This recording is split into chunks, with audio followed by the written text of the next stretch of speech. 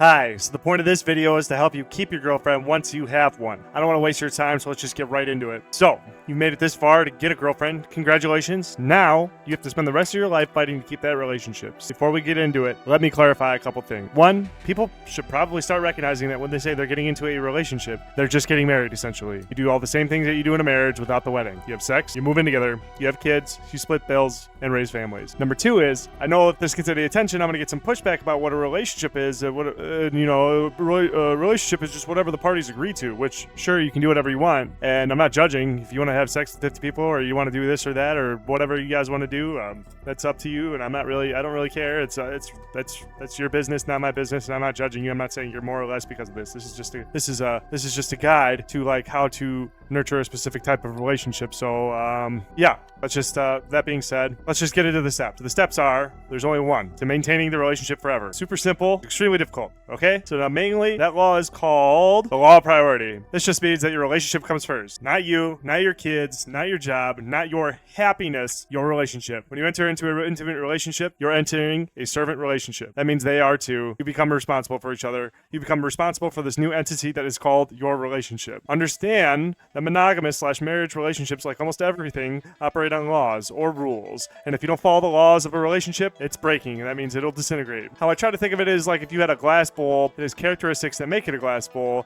like its shape, the silica that it's made of, etc. But then it stops becoming a bowl when you say drop it and it hits the ground. I think of this as law of bowl. And I think of abstract things like this too. Marriage or monogamous relationships between people seem to operate in the same manner. And I've yet to have any issues with my relationship if I tend to the rules. Now I know anything can happen, but if my relationship fails, it will most likely be because the breaking of the rules, most likely from myself or my girl. Not because the rules that govern these types of relationships aren't met up. Now that being said, I think that most people want relationships and want to stay in relationships, or else they probably won't keep trying to get into them. I feel like a lot of people are raised a lot like me, going into it with just a bunch of stupid kids around me commenting about what a relationship's supposed to be, what I've seen from my parents, which was mostly fighting with no conflict resolution, and then some pornography. That's going to be different for everyone, but the point is that I feel that most Americans, and maybe just all of the first world, really dropped the ball on teaching proper relations between people. If more kids were educated from the get with some systemized way of conducting themselves instead of just relying and guessing on what the culture is doing and then sort of going with the flow, I feel like we'd have a lot less issues with people hopping from relationship to relationship. Now, it's maybe controversial to the guys. That means you probably shouldn't be watching porn, and you definitely shouldn't be masturbating. This isn't prioritizing your spouse by looking at other women, fantasizing about sexual relations with them. The masturbating thing, I'm still kind of on the fence about, actually, because I grapple with the situation that if it's to your girl, then how is it acting outside of your relationship? But I tend to just err on the side of caution. So it's probably not good, so you should just stay away from it. I mean, if it's coming down to you having a wank or losing control of yourself to some random chick at the bar because you're so pent up from lack of sex, then I would probably give it a pass, but nonetheless, it's still going to be dangerous. The law also demands sacrifice on a constant basis to prove that you're putting the family first, the relationship first. I don't mean to be a weirdo and sacrifice a goat on an altar. Marriage isn't weird. It's simply a system that's been developed by people over thousands of years and through the test of civilization and GDP has become what it is today. I mean, to sacrifice things that might be getting in the way of your relationship. That would mean like obsessing over football or spending too much time playing video games, and you need to spend more time nurturing the relationship. Your relationship is built on time, and the more you put into the relationship, the stronger your relationship is going to be. This is why you must make conscious decisions to put your relationship first every day, or something else is going to take its place. The things that we prioritize first, we will put the most time into. Ergo, if your relationship isn't first, it's not going to last. Now, this is another controversial take, but relationships are meant to have jealousy on some level. And when you enter into a relationship, you in a way become that person's property, and that person becomes, in some way, your property. You form another entity. When that entity is threatened by something moving in on its place, that's the feeling you're feeling when you're feeling jealousy. I'm not saying that justifies beating your spouse, but it is a natural signal that you need to pay attention to and investigate.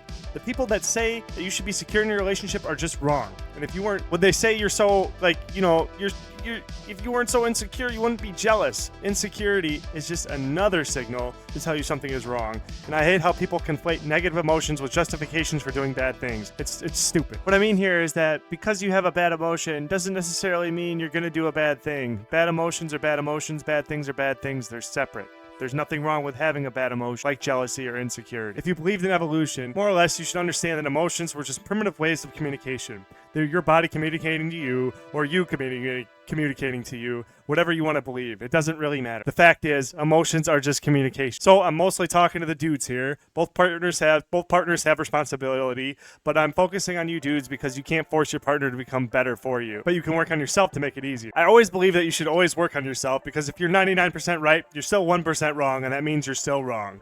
If your partner is 50% wrong and you're in the relationship and you're 49%, that means that you can take down 49% of the problem. It's more productive. I know there's many more nuances here, but for the sake of time in the video, I'm trying to condense this into as small package as I can. So, plainly, examples would be: do the dishes, do the laundry, work, pay for more than half, buy gifts, take care of the kids, clean, pay attention to the things that she's nagging you about.